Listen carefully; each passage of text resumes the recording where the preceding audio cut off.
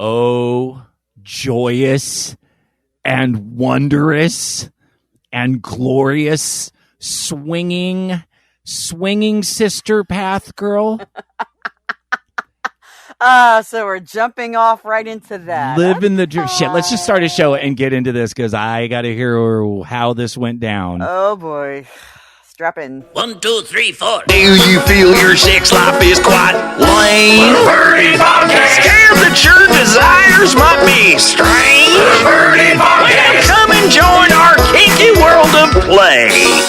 Perverted Podcast.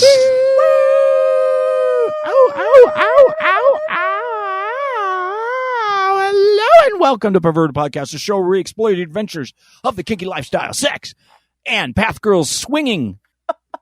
Recording on Zencastr, where this time of year, if you want to catch the elusive path girl, just get a white panel van and put free Halloween stuff. It's easy. I'm Path Girl. It is. It's spooky season. It's spooky season. It's July, you wacko. It's after 4th of July. What's the next holiday? The next holiday is Halloween. It is like spooky Arbor season. Day or Flag Day or Nope. like Cheese Whiz Day or something. I will also accept Summerween as a as an answer. Summerween. Summerween. Yes, because there's Halloween and there's Summerween and there's the whole, because we could just incorporate Halloween with other holidays. It's Summerween. All right. I think every year this shocks me when you get all excited on the 3rd of July or 4th of whatever. No, it's right after the 4th of July fireworks cease. So yes, that is incredible. Well, congratulations in acquiring more festive decorations. I finally get to put them out because I have a lawn to put them on this year. I'm so excited. That's going to be great. It's going to be epic. I'm sure we'll hear more fun Halloween stories closer to Fucking-tober. But first, let's get to the real stuff. I mean, I could share all sorts of wonderful things, but we're all curious. You went to the swingers party with Donis. This was your first time as a couple that you had ventured into this. I'm not expecting anything other than you did attend, right? I did attend. Actually, Creepy and all his partners were there too. So we had some people to hang out with, but we also broke off a couple times here and there while they were doing stuff. We were doing stuff. So, and okay. So, the first order of business was there was a group scene that Mina was doing with her partner Plushie. Right. And it was supposed to be like a degradation scene. And they're like, how many people do we want at a time? Oh, let's do 6 people at a time. I'm like, good God, she's more woman than I am. But Donis was one of the first men up. And Mina was blindfolded. She also had a stuffed animal in her mouth to help from her screaming. But Donis was one of the first to finger her. Which was an interesting experience to watch. Later, he went back for round 2. It was kind of like guys and girls were all rotating in and out, doing different things to Mina as she was screaming and crying and moaning and just having the time of her life. Round 2 is she gave permission to anyone who had a cock to put said cock in her mouth. Oh, so Donis, with a condom or without? I think it was without, but everything had to be cleaned before and cleaned after. Okay. Kudos to her partner Plushie because she was like safety officer, like everything. Yeah, cleaning. So okay. But that was interesting to watch. The other thing that happened, which kind of did Donis participate in that? Oh, Donis participated in that. Yes. So you actually watched Donis get head from someone? No, I watched him finger Mina. Right. I did not know. Later, he went back for round 2, and that's when she did the cock sucking. So, not a full blowjob, but I mean, she was kind of like occupied with multiple things. But, so he told me about that. I was like, okay, cool. There was this one girl at the party that had a bingo card, and her bingo card, every single box said, "Suck a cock, suck a cock, suck a cock." And if she filled up the bingo card, she was going to win a prize from the party organizers. So he had told me about this, and I was like, oh, that's cute, haha. Creepy and I go to get they're serving lunch, so we get online to get some burgers, and I'm like, oh, where's Donis? Let me go get him a burger. I kind of look across the patio area, and I see a blonde bobbing up and down on his crotch. You're all, wait a minute. And I was like, is that? It's like, did you call out bingo? He was helping her fill out her bingo card. It's very decent of him. He is a stellar, upstanding gentleman. Now, when you look at this woman's profile, she has a very long list of like, this is what you do, this is what you don't do. Kudos to Donis. He did his homework, and like, right. I like this, I don't like that. She liked being called a good girl. He went up to her and introduced himself and said, hi, I'm Donis. It's nice to meet you, so-and-so. I heard you were looking for volunteers to help fill out your bingo card, and I would like to help you out if that's okay. And she's like, sure. So, afterwards she was done. He called her a good girl and gave her a hug and was on his way. And he signed her bingo card. And I was shocked in the fact of like, I basically told him he was off the leash at this party. I mean, he could do whatever he wanted as long as he was consenting adults and condoms and what have you. Oh, okay. But like the initial just looking across the patio and seeing a girl go down on him, I was kind of like, I did a double take like, oh. Oh, he actually followed through on that shit. I thought I was just saying shit to be cool. And like, here I am being the good wife getting him a cheeseburger, and like, he's getting head. And I'm like, cool. So now, okay, honestly, so you guys had talked about this. This has been literally years in coming, and literally, boing. So what, now that you've had some time away from that, and we'll talk about the rest of the party in a second, but I really want to check in with you and how you felt about that. So what feelings did you have? Were there any feelings, or was it pretty much an innocent situation where you didn't feel threatened or anything? I absolutely did not feel threatened at all. I mean, I have been out of the swinger community for a good 8 or 9 years. And the swinger community that I left was hotel parties, hotel takeovers, stuff done in rooms, stuff done behind closed doors, older couples. It was this community that Creepy has introduced me into is all walks of life, all different, men, women, everything. And where we were even sitting, there was 2 beds behind us on an outdoor patio, and people were taking turns having sex and doing sexual acts like literally feet from us.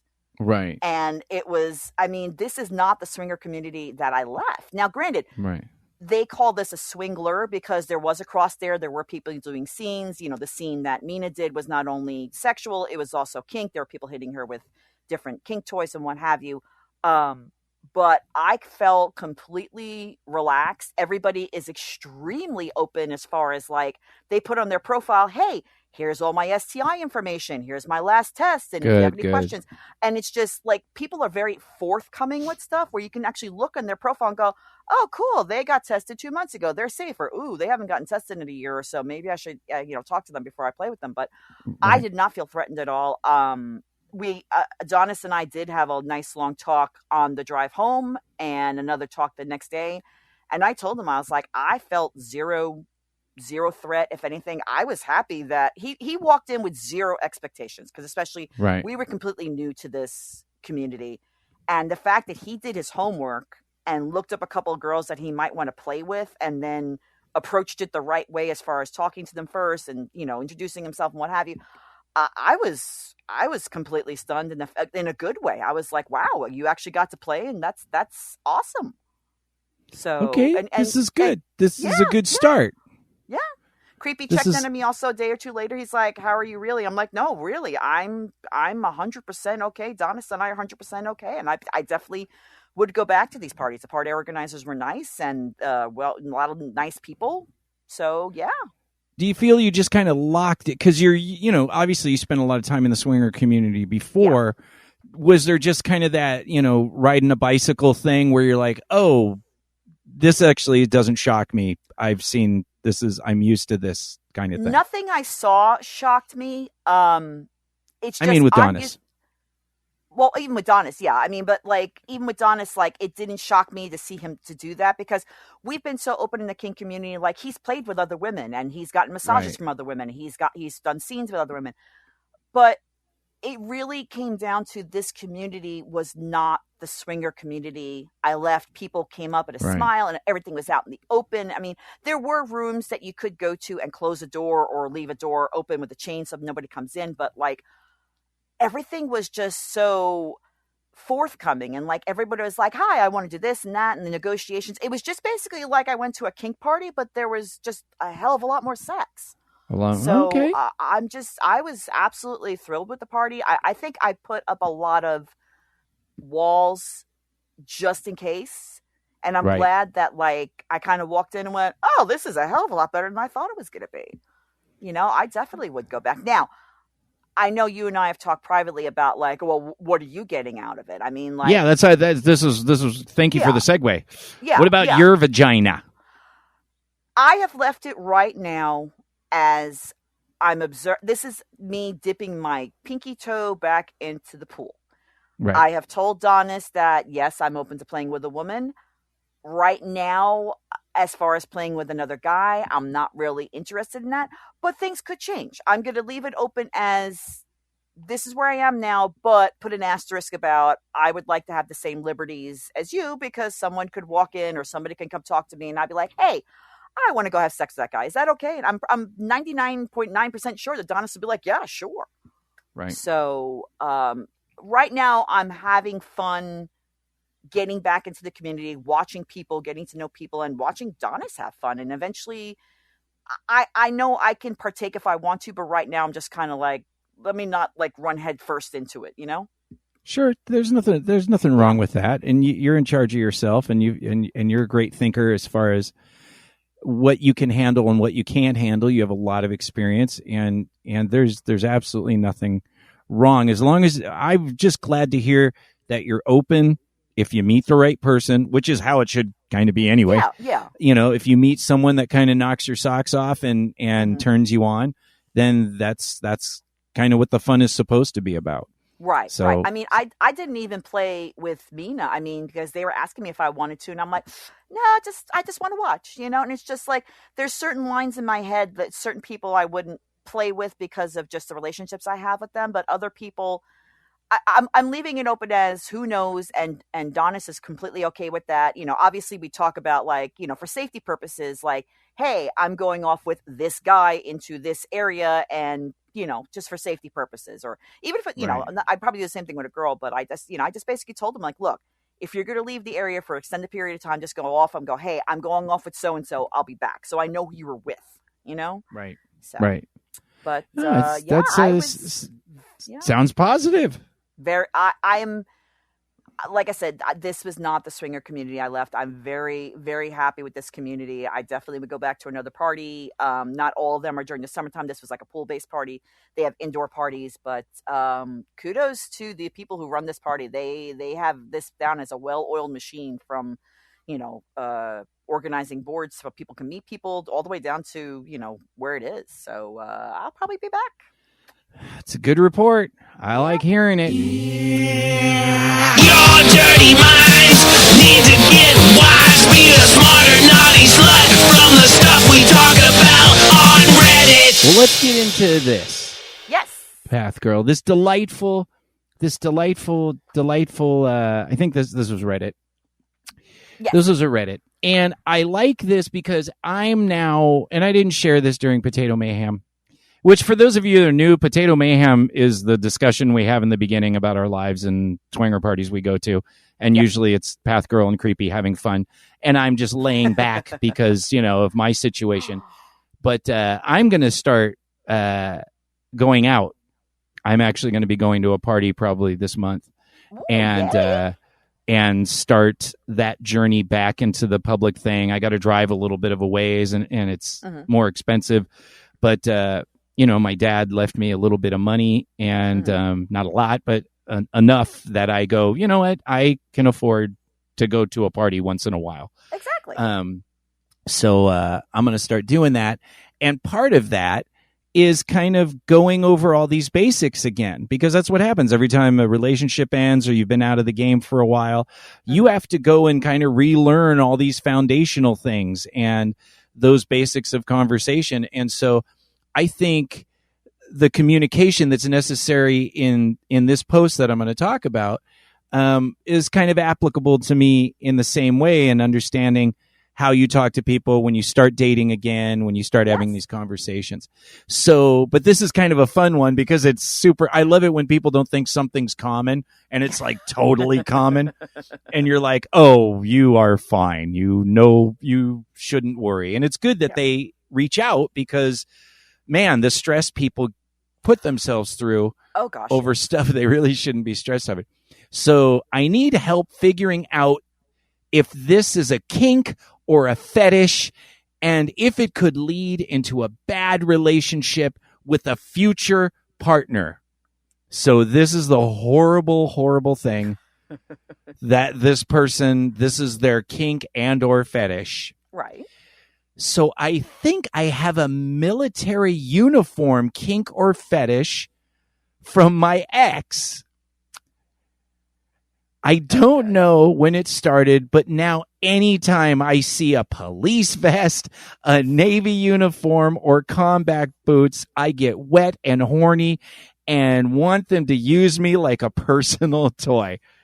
Okay. Really? Yeah. How odd. That's very strange. I've never heard of that before. I've never heard of that before. I've never told my ex. He was probably started this. Wait, I think I jumped around. I never told my ex. He probably started this because I don't think he would have been into the fantasies I was having and currently having. I don't know what that means. I'm just going to keep moving on. Okay. Sometimes I get off without thinking about being kicked. Oh, okay. So apparently there's more than that. She wants to be stomped on or whatever with the boots and humiliated.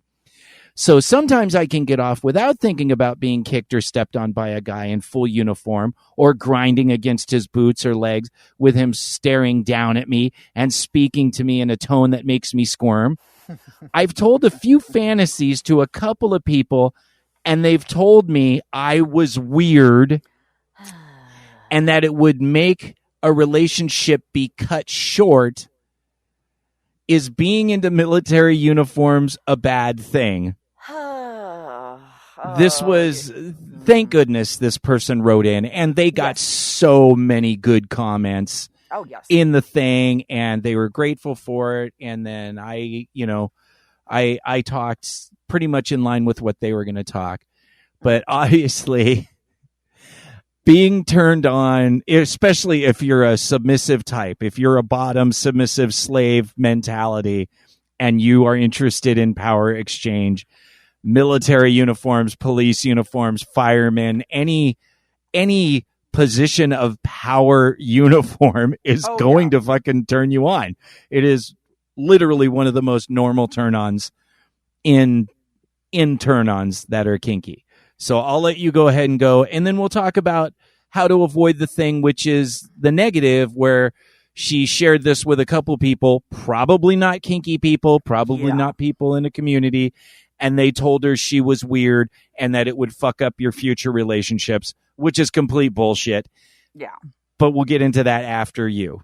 Yeah. So, I mean, especially I was just talking at the top of the episode, we're rolling into spooky season. You walk into any costume store, there's going to be police, firemen, military. It is a fetish. Most women I know, I mean, you go to a strip club where there's guys, there's a guy that always comes out in the Navy uniform or the military uniform, and he's like, I'm going to take you to boot camp. And it's a very, very common fetish, very common kink, whatever you want to dial it into as far as like if it's something you need to get off to or something that just makes you feel aroused. With her, like she was talking about, like she wasn't sure if her ex would be into it, and so I guess he was some type of military or police or something like that. So I think she's kind of like a little guarded in the fact of like, maybe I should have talked to him about this, but he probably wouldn't be into it, but whatever. Yeah. I mean, back when I was in the vanilla world, like people would always ask me about kinks and stuff, and it's just like, you have to know your audience. You know, she's talking about like going and blurting it out to people. And like, if it'd be like if you're going around the dinner table and, hey, Boogie, I like guys in uniform. I think it really turns me on. And people are like, ew, it's just like, you got to know your audience. I mean, you don't have to date somebody who's in that uniform. It could just be simply a thing of dress up. It's perfectly natural. It's perfectly normal. It's not weird. You're not a freak. You're not bad for having a fantasy that turns you on. Absolutely. The fantasy, the uniform fantasy in and of itself. I mean, if you start talking about I want them in uniform to stomp on me and degrade me and tell me those things. Now we've escalated to more needs in communication. Mm-hmm. But as far as like going to a partner or a potential partner and say, oh, which, by the way, you should backpedal and when you start these conversations, it should be like, hey, do you have any like little sexy, spicy fantasies? It really is not just your audience, but it's at the level that you start these conversations with. If you start the conversation with, oh my God, I love seeing a man in a uniform, it's why women, I mean, literally you go on every TV show that talks about dating and women talking about men in suits, men in uniform, firemen, drip, drip, drip, thirst trap.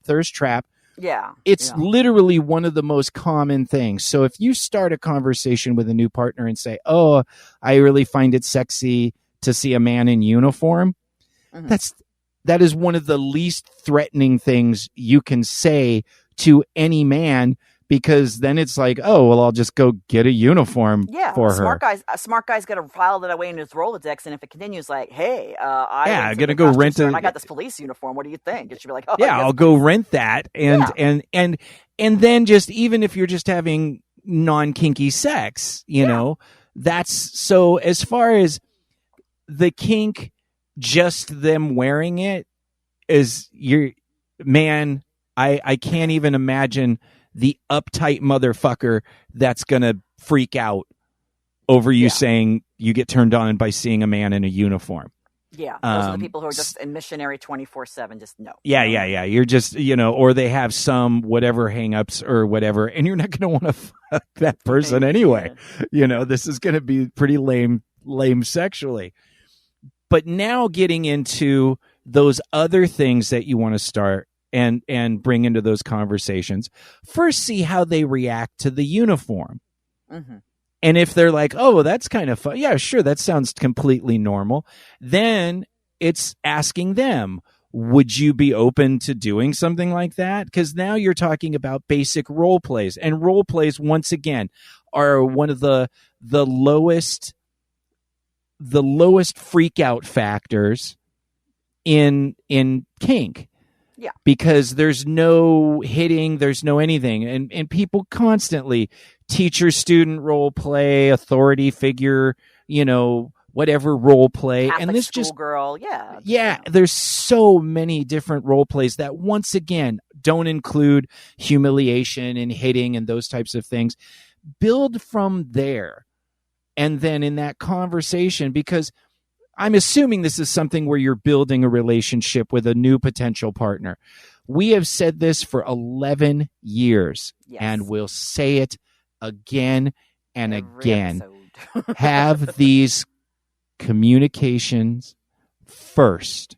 Yes. Do not enter a relationship. If you have kinks or curiosities, do not commit to a relationship unless you have found the person that is open to those things.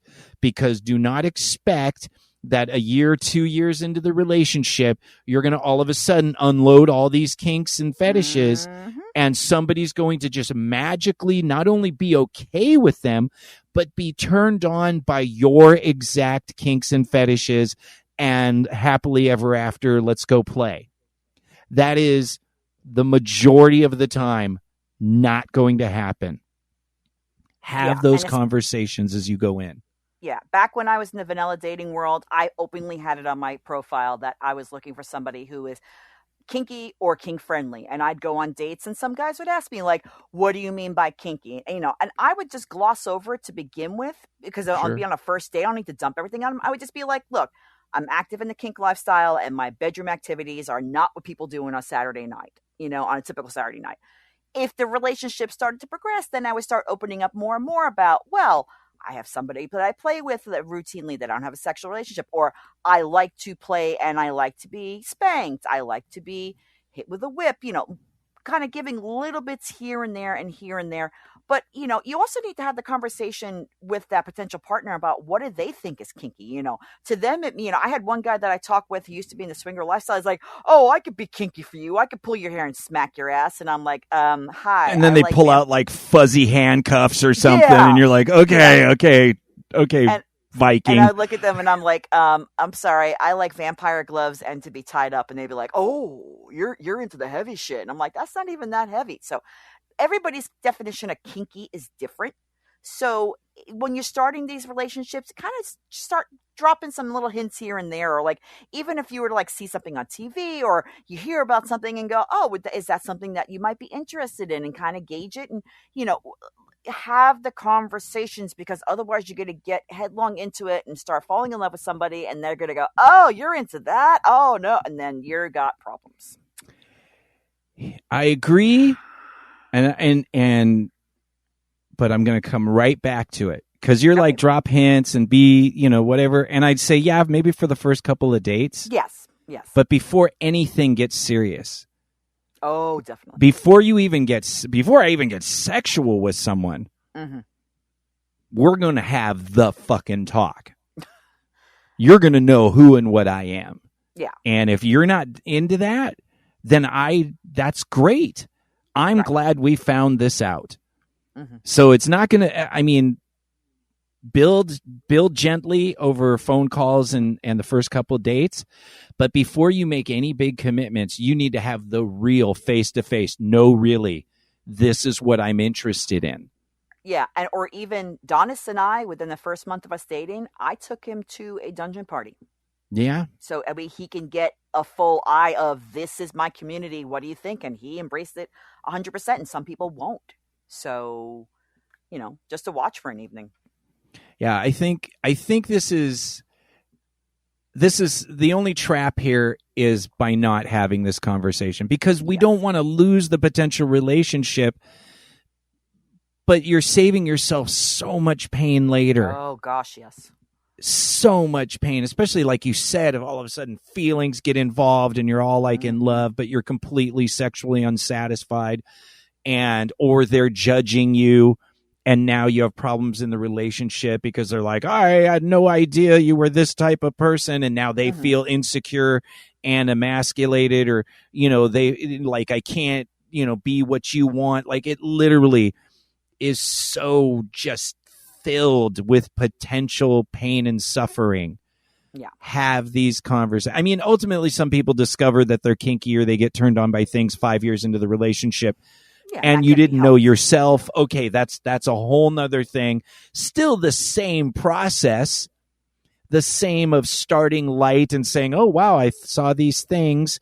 Give it the most PG-13 version of that and see how your long-term partner reacts to it. But ultimately, if this is something new, don't mess around with that. Yeah. And the military uniform thing, you can, it's so innocent. It's it's hot. I'm not trying to talk like a snob, like, oh, it's so weak.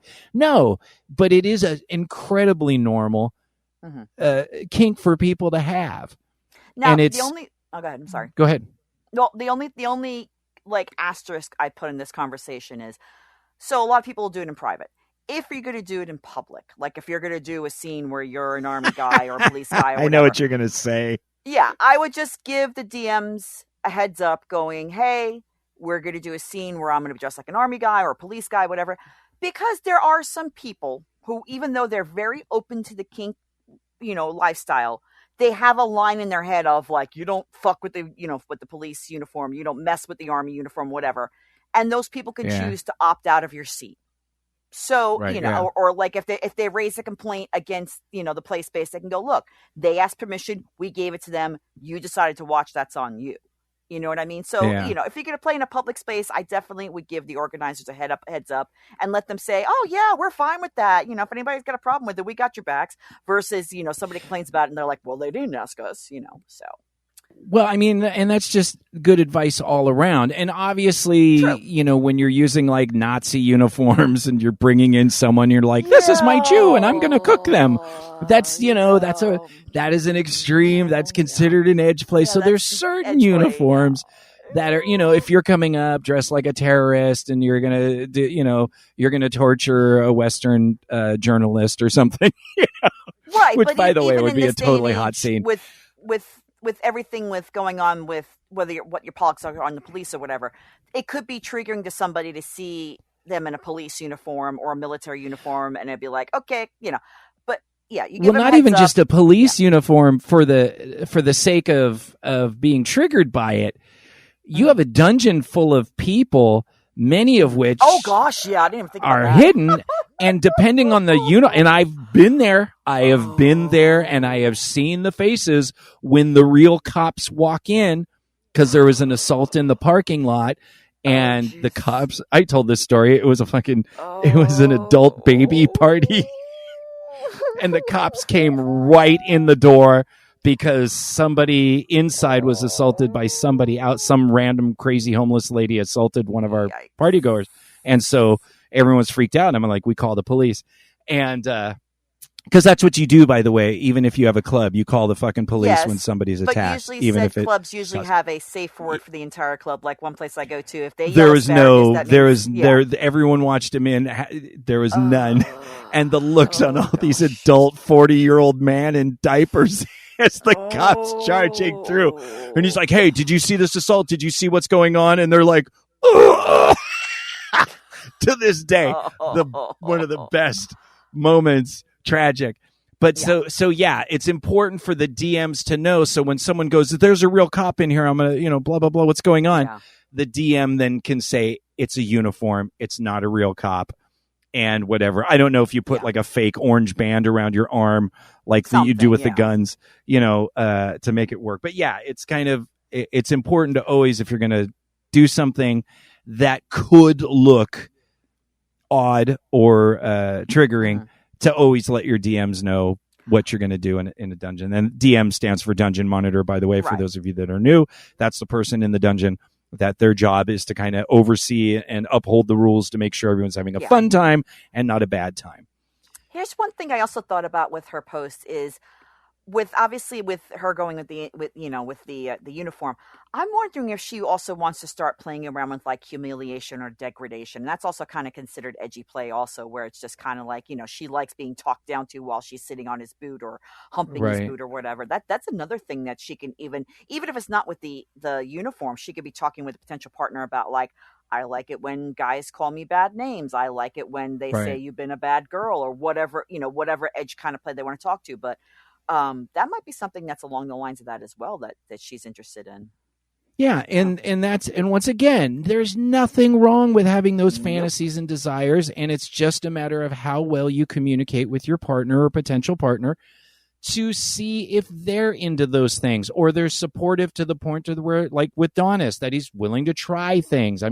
I'll try these things, and if you can take that pressure off and disarm that fear, because a lot of times when people hear the word kink, and especially BDSM, they have this preconceived notion, this programming that it's like it's super extreme and scary, and so I should think it's automatically bad and judge it. Depending on how you bring that into your conversations in your relationship, really can be disarming. A lot of kinky people that didn't know they were kinky and thought kink was evil, because of how it was presented to them, discovered, that doesn't sound so bad. That actually is what I'm into. Yeah. Yeah. And so there really is a lot of chance for success here. And I don't think this person is in any danger as long as she uses those communication skills early in the relationship. Yes. And as we always say, risk-aware, consensual kink. Talk to your partners, please and thank you. You are not strange. You're one of us. One of us. One of us. One of us. terrorist Western journalist interrogation scene I've never seen. I'm just going to call that would be a great scene. That actually is piquing my interest. Oh, I could be the kidnapped journalist, and you come in wearing a turban. You and come like, in okay, and you're like, you need to tell me. You don't believe anything. You know, I don't believe you're human because you're an infidel. So I get to rape you. Oh man, that's okay. We went dark. We went a little dark. Little dark. I'm gonna admit. Sorry. We're gonna move on now. Uncle Creepy, where are you? Where the fuck are you, Uncle Creepy? Uncle Creepy. Uncle Creepy lurks around your bedroom. Once you're in his clutch, he penetrates the places where your mama said that good girls shouldn't touch. God damn it, Uncle Creepy. Yes, sir. I swear to God, I'm about to lose my fucking mind. I'm sitting here with my Zep professional sprayer squirt gun, and I swear I'm gonna fucking tag me a fly. I'm gonna tag this fucking fly. Can you hear it? Can you hear it? No. Okay, good, because I'm losing my shit. I'm here in the storage unit with it's hot now, so I have a curtain covering a bed sheet covering the door so people can't stare at me. And flies come in, and I just sit with my gun, and I'm all, God damn it, it's a showdown. If you zap it, if somebody walks by, they're gonna be like, "What the fuck is going on in that fucking storage shit?" You know what? They're kind of used to it. I'm just gonna say, after the years that I've been here, hearing the things, and today will be no different. People are going to hear things because of what you have accomplished. I already had Path Girl's story on her, what happened with her and Donis at the swinger party, which was really successful and really positive. And there was constant mentions of this Mina person that had a pretty off the chain type of play scene. And that was your wheelhouse. That was in your, so let's just take Uncle Creepy to his experience at the swinger party. Yeah, buddy. So, to bring it all home, this was a big step for me and Mina. We have never had quote unquote casual sex or sex interactions before. Right. One of the things I've really pushed for Mina is that she has never experienced genitalia beyond mine of the male fashion, or I should say penis havers. Basically what happened is Mina was blindfolded, headphones were placed on her head so she couldn't hear anything. We took care of all the things that you had talked about. I was a spotter on the side with my partner Dawn, kind of looking out and making sure people who were in line were getting a chance. And basically, you had accoutrement that you could go up to Mina and either finger her, put dildos in her. She had a couple of penis havers that enjoyed using her hand. She said that she had a hard time, kind of jerking them off with the way that she was. And it kind of looked like she was just kind of like yanking them. But one of the things that I can just picture it because the wrist doesn't turn that way. No, it doesn't. It's kind of like a chicken, literally a sprayed out chicken, raw chicken on its back trying to go. Yeah. So eventually people started when I started saying it's okay to move her hand, like you could do that, or maneuver her hand and just fuck her hand. And but what was really hot is this cute little Asian girl had stepped up and was like, Amina just got her fingers in there and was going to town and made her come, which was really hot to watch. All while everyone else was messing with her, making her come. And as some of the past listeners may know, when Mina does come, there is decibel levels. So she had her screaming otter, and that's even the with her otter screaming the otter you stuff in her mouth. Yeah. So we stuff it in her mouth, and that kind of cuts into the decibels because we were in a suburban area technically. Right. And what I did love is after her first orgasm, it was like that record scratch at a everyone's club, like, and everybody stopped.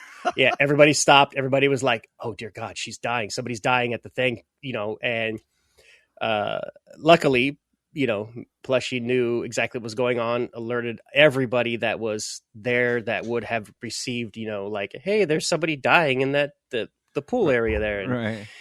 And so when Mina came, she definitely stopped the whole party of 80s plus people were just staring at her, and that was pretty funny.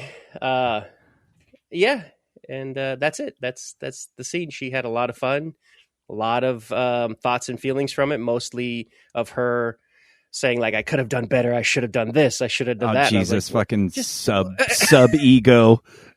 Sub insecurity and ego together. Yeah, that's. I could have done better. No, you did pretty good. You did super well. Yeah. Yeah. So I had heard that there was. I don't know who I heard this from. So, was there anything other than penis havers in her hands, or did she do other things with penis havers, or you don't want to talk about that? No. Nothing went into her that wasn't plastic. Okay. She did finger that one girl. Right. And then a couple of other femme types were fingering her and fucking her with dildos and stuff. Right. But that's it. Yeah. She didn't do any other things. She had a great time though. Oh yeah. She's still talking about it. Oh, but of course it's all like, next time I'll have my hand at a lower angle and be able to like, tell me, and I said, just enjoy the fucking moment, for God's sake. Jesus Christ. Just enjoy the goddamn moment. It's not a competition. You get out there and you have a great time. Well, I'm excited. What about you? Did you stick your dick in anything? You had a worship scene. I did. So was it your girls, or were there other new partners in there? There were new partners, yes. So this was also a new experience for me. I've never had people that I haven't had some form of relationship with do anything sexual to me. Right. Including, well, I've done some BDSM scenes with people I have, right. But I've talked to them and stuff. And this was all pre-planned by Plushy. She set this all up. She got, like, I would say 8 or 9 femme types, and all various walks of life. It was really cool. We went into one of the bedrooms. I took off all my clothes, and it was like, hey, Creepy's going to have his dick out. Feel free to suck on it and, and do whatever you want to his dick, mouth stuff. And if there's just too many on his dick at one time, feel free to just start eating each other out and watch. And there's a mirror above. Yeah. Yeah, it was great. That's the best caveat to, if there's not, just feel free to eat each other out and watch. It's totally cool. Yeah, you could get 3, maybe 4 heads on my dick, and before there's just no room. So a lot of them were, these people were ready, and they sure as shit sucked my dick. But then you could look up and you just see all these writhing bodies of people who were eating each other out. Some of the girls just came to eat each other out, and that was a lot of fun. Another girl came up and just I was like, whoa, slow down. Wow. Take it easy. Hang on. And that belongs to me, by the way. That is actually attached to me. Yeah, she nearly sucked the paint off. So. And then at the end, Plushy got super horny and was like, hey, he's going to fuck me. And that was the first time I've ever come in front of a crowd. There must have been, I don't know, 5 or 6 people watching. Can I ask a question? Yeah, go ahead. Did you have an otter? No, we were. You had no mouth otter. No, I don't. Yeah, they had to hear your noises.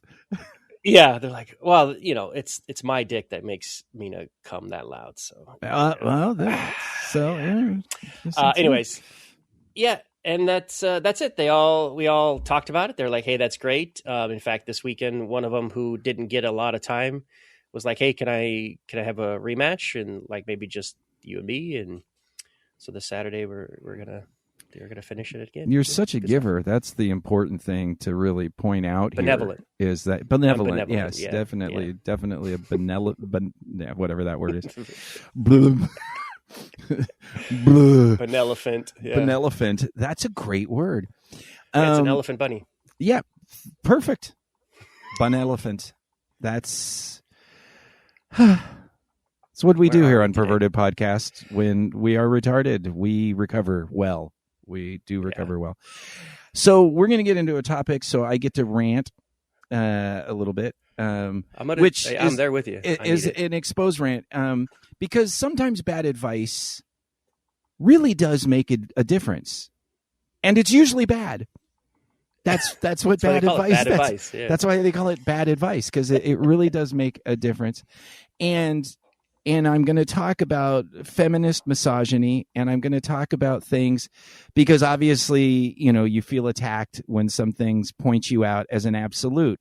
And so before I read this, I just want to say I try to live by the philosophy that there are no absolutes, that there may be genres that lean towards something or the other, and there may be a general consensus, but when you treat things as absolutes, you really screw yourself in all aspects of life, not just sexually or dating or any of those things. But when you make everything an absolute and then you get righteous about that absolute, and then you tell other people that they're wrong because their facts and evidence show something that goes against your absolute, now you're just an idiot. You're just another religious, self-righteous idiot. And I've been that person. I have been that self-righteous absolute. And I had to work for many years to de-idiot myself and understand that even though there are things that I believe strongly, it doesn't mean that it's that way for everybody. So that's my little rant, and I'm going to go into it because this is about age gap relationships. So here was a post where somebody put up a post about a situation, and then they were given a lot of really shitty advice and judged a lot, and then they changed their set. Should I cancel is the title of this. Hello, lovelies. I have a bit of a decision paralysis and would love some insight from people in the community. There are more than one communities, by the way. There is no BDSM community. There are thousands of communities under the umbrella. So the advice you get from one group may not be the advice everyone gets. I had to say that. Will not be. will not be. Right. I'm 21, female, and have been interested in BDSM for a few years, but only recently did I go to a munch. Very good for you. While there, I met nice people and one guy who I had connected with a few days prior. We went on a date. 2 weeks later, he has a very respectable job. He appears to be socially and emotionally intelligent, enough at least, LOL. My issue is that he's 46 years old. I have made it clear to him that if we were to try something, it would only be as play partners, and there's no chance for anything romantic, and he agreed. I mentioned my limits for the first session. He agreed to those as well. But reading other people's experiences, especially all caps, those my age with people 2 decades older than me, is sending alarms off in my head. He has given me no reason to not trust him and invited me to his place for dinner and a very light play session. I gave him boundaries for this, and he agreed to the scene. Should I cancel? I don't know what I'm not seeing in either decision. So the conundrum here is, this is a dating situation where you've met somebody, you've had conversations with somebody, and now specifically because of the age gap, you are wondering if you should follow through on this play date, which in and of itself, not bad. But the edit is, she came back, everyone gave their response. There was a bunch of responses, and they were super, super negative. Edit. I have canceled and am no longer going to see him! ! Thanks, y'all. I'm glad I was able to get reassurance that I wasn't overthinking. So, let me just say, from a statistical point of view, unless somebody, pervertedpodcast@gmail.com, can send me some data, the percentage of abuse in age gap relationships is not really any higher or lower than abuse in similar age relationships. Yeah. Anyone new to kink has the risk to being manipulated due to their inexperience, regardless of their age. If there is data that suggests that age gap relationships have a higher percentage of abuse, and once again, we're talking about a percentage. We're not talking about an absolute. We're talking about what is the actual percentage that is more abusive in an age gap relationship than in a regular. Because in my opinion, an abuser is an abuser. And I have known many women in their 40s, 50s that have been abused coming into the lifestyle, and the abuser who is manipulative takes advantage of a new person. I haven't seen any data that says that that is more common solely because of the age, and that it's guaranteed and that it's absolute. So if you have some of that data, please share it with me, because I know a lot of people, myself and Uncle Creepy, that, you're saying automatically because I've dated younger women, I'm a predator, and that it's an absolute. And if you date me, you're going to be abused. An unethical predator. Yeah. So, there's I got more stuff to go and more evidence on my side, but I'm going to let you jump in. Well, so I spoke to some of my friends in the community who are in age gaps. And it's not like you're 59 dating a 19-year-old or wait a minute, I'm like 58. That. I mean, yeah, right. But you're not dating any 19-year-olds yet. But even if you did, that's two adults in a consenting relationship.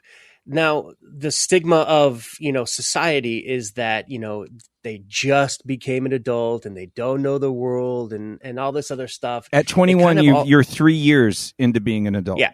Yeah. And that's a lifetime for youth, I'd assume. I don't remember when I was 21. I can't. It seems that people just get stuck with that number and immediately dismiss everything. Right. The two ladies I spoke to talked about how, they're, I think one is 32 dating a 50-year-old and the other one's 29 dating 49.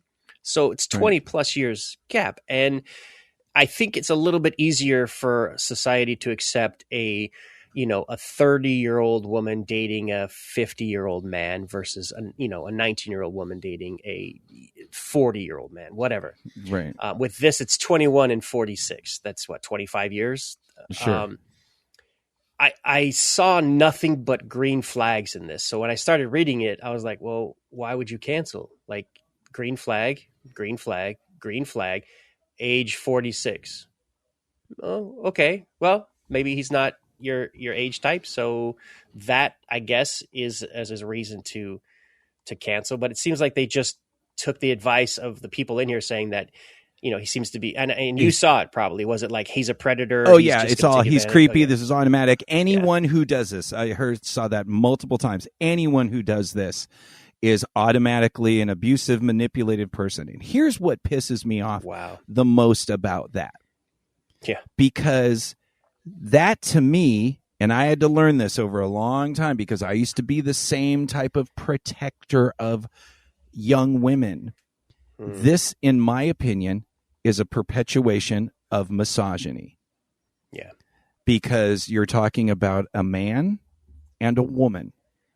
And you're saying that no 21-year-old woman is capable of making an informed decision about their own dating and their own sexuality when they are faced against a man. Yeah. And that is complete bullshit. I'm not saying that younger people aren't less mature maybe easier to manipulate because they haven't had as many life experience. But once again, there's people in their 30s and 40s and 50s and 60s that can be, we're constantly groomed and manipulated in every aspect of our life, whether it's religiously, politically, patriotically, business investments, advertising. We're constantly groomed and manipulated by people who know their thing better than us and then trick us into buying it or following it.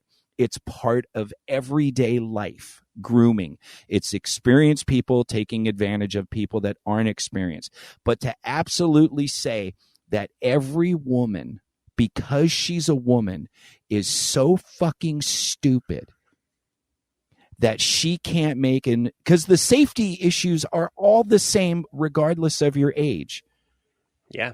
He could take advantage of He could take advantage of this woman if she was 45. He could take her into his house, rape her, and dump her onto the street at 45 and not even factor into it. Exactly. The safety issues are all the same whether you are 21, 45, 55, 105.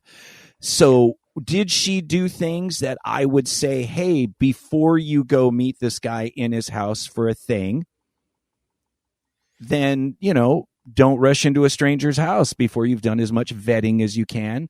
Have a safe call in place. Make sure you let the guy know that you will be using it when you get there and that people are watching. If you want to get his license or information to make sure that it's more safe before you meet him in his place, you have to meet him publicly before going to his place for a while. And, instead of just going off after a couple dates, if you want to take more time, because a lot of times stories and attitudes start changing over time. So, maybe he's Prince Charming for the first couple conversations, and then you'll start to see those things break down. So before you commit to a play scene, if possible, talk to people who know him or have played with him before and get vetting. There's a million tips and ideas for safety. And this person, not woman, this person who is 21 years old and has been an adult for 3 years. And it's not like a light switch. Like I've talked to kids that were like fucking 40. I knew two missionary kids when I was a Christian preacher that were missionaries in Africa. And these kids were like 11 and 12 and they were more adult than anyone in the room. There's no absolute to maturity. It's not an automatic thing that because you're a woman and you're young, you're so stupid that you can't make a decision. It's insulting to another human being. Because let me tell you something. I was 40 something and I started with Mew when she was 20. Mew from the show. We all know Mew. If you've listened to this show in the early days of the show, you know who Mew was. And I was 26 years older than her. I was older than her mother. This woman is now a doctor. She is a doctor. I have a fifth grade education. To say that somehow because I'm a man, I'm able to manipulate this person who is severely more intelligent than I am. I would say she manipulated you a lot. Bunny, the same thing. I like dating women that are in university and sciences, whatever. And I've dated women when I was younger. I dated women 20 years older than me, 25 years older than me, a lot. Yeah. And I learned things. But to get back to the thing, it is so discriminatory to say because it's a man and it's a woman that automatically the woman is inferior to the man and cannot make decisions for herself. This person reached out. I mean, I'm sorry she got shitty advice, but she reached out. She took the effort, to inform herself and to try to get some opinions. So it's just, what are you doing? Like, I think she should have waited a while before going to a stranger's house. I would, that makes sense to me. But because of her age, I don't see any reason why we should condemn this situation. It's just stupid to me. I wonder if, you saw the whole post. I wonder if the post or the conversation that changed her mind was somebody messaged her with that information and said, hey, there's a bunch of stuff on here. I think you should reconsider this and maybe see him more in public. So we don't necessarily know that she took the bad advice. She might have canceled for another reason. So that's no. She said at the end, right, thanks. It validated. I have canceled. I'm no longer going to see him. Thanks all. I'm glad I was able to get reassurance. So she was having doubts, and then they just assurance bombed her in a negative. And I'm not standing up for this guy. Maybe he was a fucking freak or a creeper or whatever. Yeah. But as far as everything he was doing on the surface, he was doing all the things that you do in a situation like this. You agree to the things you say here. Okay, I'm not, I understand, So it's when it's an absolute. I have been in so many. Look, I talk to Mew every 2 days, twice a week. When her boyfriend's gone on vacation and she gets really lonely, she called me 30 days in a row because she gets sad and lonely. So I just talking, chilling out. We've been broken up for 6 years. You can't tell me that this relationship was negative. She credits me for helping her get into med school. We had a fantastic relationship. We still have a fantastic relationship. And now, according to a bunch of people, that was a lie. That didn't happen. Yeah. That's the thing I'm saying. Don't overgeneralize. Age gap relationships are not for everybody, but they do work a lot of times, and they serve a purpose, whether it's for play, whether it's for love and relationship, or just experience and learning. For me, it was about learning and experience. When I was young, when I was 19 years old, I dated a lot of women in their 40s, and they taught me they surely sexually, because I was an idiot. I was a complete, yeah, pretty much. Like, oh, what's that? They're all, that's a clitoris. Stay on that. And I'm like, I kind of knew that, but really, like, no, don't fuck around. Just get to the fucking. And I'm like, oh. So there was a lot to learn from them. And then, of course, I learned a lot from them. And the thing that's most annoying is nobody ever says much when a young man. That's why I think it's misogyny. There it is. Because when nobody says that you're a 19-year-old man dating a 40-something-year-old woman, nobody paints you like the feeble, weak, idiot victim. It's always the fucking man over the woman, which means that you think that men are smarter and more superior, regardless of their education background. You're saying that even me with my 5th grade dumb education and all my dumb ideas was smarter than this doctor. Yeah. That's fucking insane. That's insanely discriminatory and insanely judgmental. And fuck you.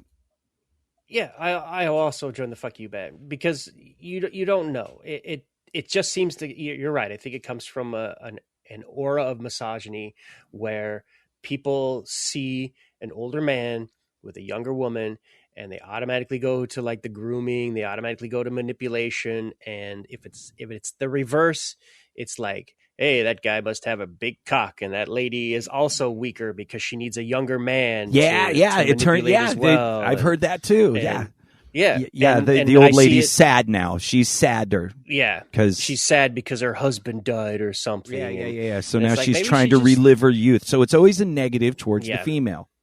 That's right. Yeah. And I always dismiss the people who come up with that. I was like, you don't know their relationship. You don't know how happy she is. You don't know how happy he is. He could be a fucking doctor who fell in love with his, well, I don't know. That's a little weird, but I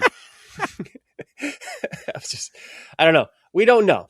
And unless it becomes a point where you find out that, she's been manipulating him or he's been manipulating her since she was a child, and all that fucking grooming shit comes up, then, you could be like, that's fucking wrong. Like you manipulate. Yeah, it doesn't negate that people are fucking abusers and people are manipulative. It doesn't negate the fact that there are certain individuals, But when you make it an absolute on both ends, that obviously if you're young, you're stupid, and you're young and female and you're stupid. And obviously if you're old, you're a predator. You literally just fuck the world. You've now just created some cult religious following where nobody can be an individual. Nobody's graded on an individual basis. Nobody is graded for their acts, their behaviors, their intelligence, and their personality. You're just casting a wide net, which we see in America how well that's fucking working right now, that it's you're either this or you're either that. Yeah. And guess what happens? Fucking nothing but conflict. Nothing but lies, nothing but bullshit and pageantry that goes nowhere.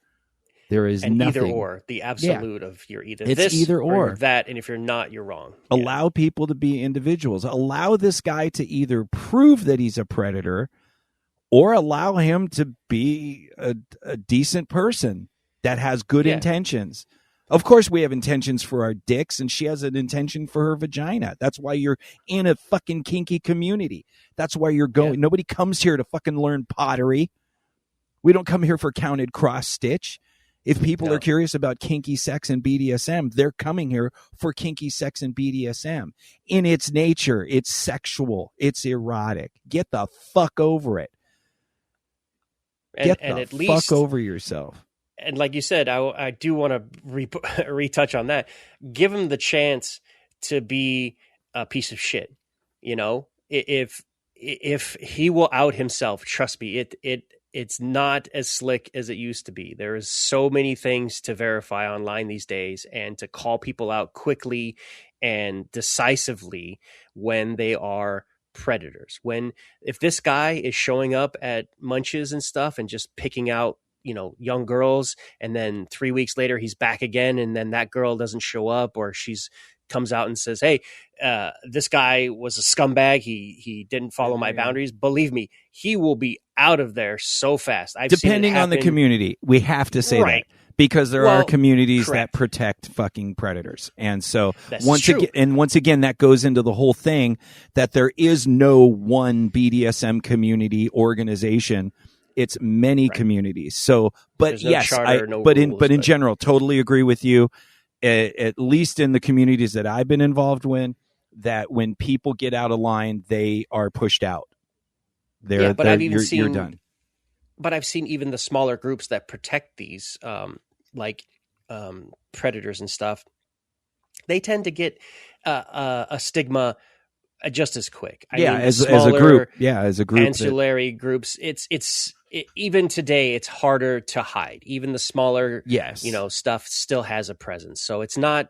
Again, it's it does come to fruition for these types of people and these types of groups. So I do know that I've seen it a lot versus 20 years ago, where there was a predator in the community back in LA, and he got to like 23 girls, where he was a sex pest / rapist, a fucking magician piece of shit. And it took a while, because there wasn't communication, there wasn't Discord, there wasn't Facebook groups, there wasn't stuff like that, to where it's like, hey, this guy did this there and this, and they're like, oh, well, now it's corroborated, now it really comes together. So I do see technology advancing better to help self-correct this situation. So I'm grumpy. I know you, and I saw this and I was like, oh, Boogie's gonna be mad on this one. I'm grumpy. I mean, once again, I understand people have fears, and people have what their experiences are, and we're programmed by our experiences. And if you've seen 2 or 3 things in that, it's very tempting to just I do it all the time. I am not innocent of this. It's very easy to just say, fuck all those people. Fuck those people. Fuck, I hate homeless people. I'm fucking homeless. I fucking hate homeless people. And I know it's an overgeneralization. I know I've met lots of homeless people that are a lot more coherent, and we're all just kind of like, okay, this is what we're dealing with. We're not robbing people. We're not, dumping our trash in the street. But it's very tempting to overgeneralize. But when you do that, you literally strip away any possibility of allowing somebody to shine on their own merits, on their own personality, on their own intelligence. And it becomes very dangerous. And like I said, like we've seen, everything becomes absolute. And now you're either for us or against us. And it's the Hatfields and McCoys and Civil War and genocide and Hitler and fucking that's just Jesus. It's where it goes. Well, yeah. And it also makes you less experienced. It takes away your ability to gain an experience that you wouldn't normally. If you sit there in your little safety bubble and go like, oh, that guy has a young girl with him at the party, they're a predator, they're perverts, and I want nothing to do with them. Now I'm going to go lick this dude's asshole and shove my fist up his ass. That kind of stuff will definitely take away from you. This will lead you to become less of a good player and a good person.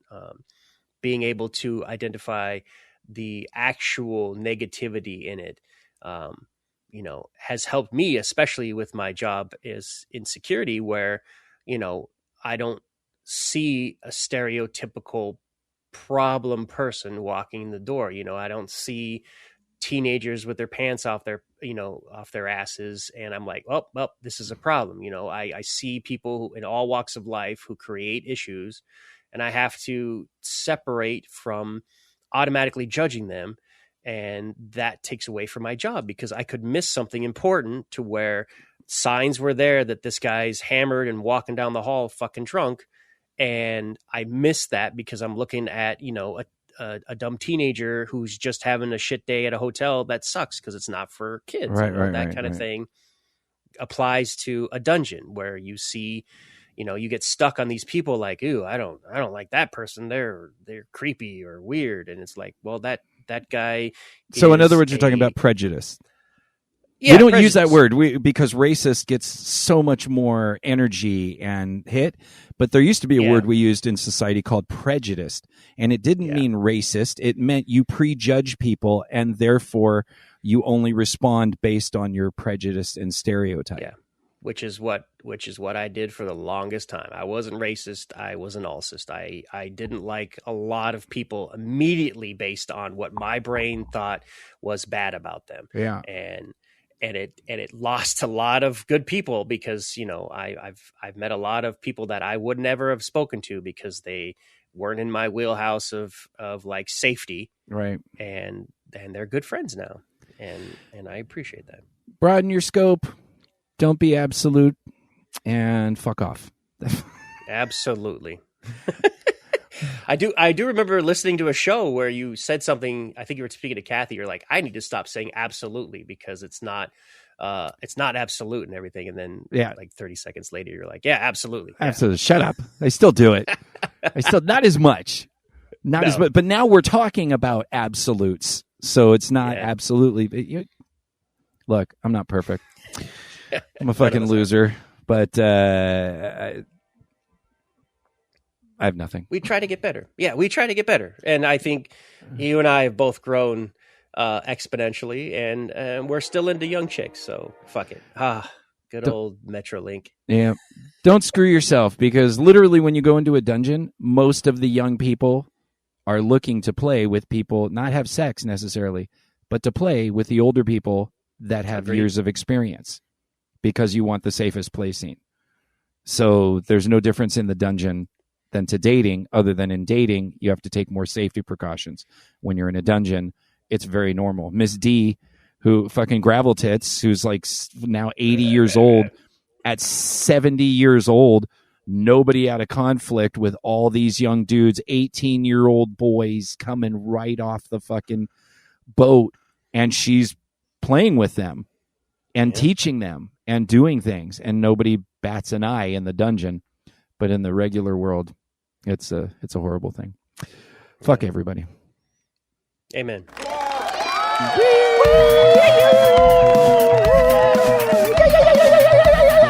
Oh God, there he goes. And that kill the journalist.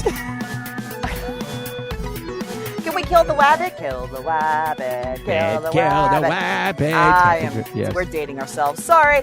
And that is the end of show 454. Thank you so much for joining us. If you have any questions or comments or topics you'd like us to talk about, please reach out to us at pervertedpodcast@gmail.com or find us on TikTok or Instagram under the name Perverted Podcast. And on FetLife, there is both a group and a page. Please help support the show by liking this episode and subscribing to the show. And don't forget to share this show with your kinky friends to find other kinksters like you.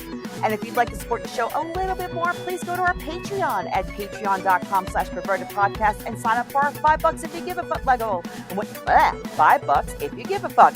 I would like to say it. There you go.